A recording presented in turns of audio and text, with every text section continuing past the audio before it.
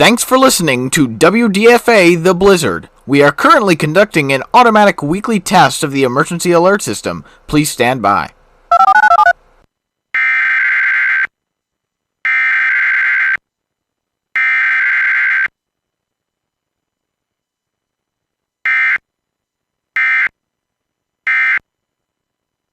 The preceding set of tones were an automated weekly test of the emergency alert system on WDFA. This test is conducted every Saturday at 12 p.m. in coordination with the Olive Branch Weekly Siren Test. WDFA serves the Memphis metropolitan area, as well as the entire United States via IPAWS Common Alert Protocol and other portions of the United States via the Internet Alert Relay Network. This concludes this test of the emergency alert system. We now return to regular programming.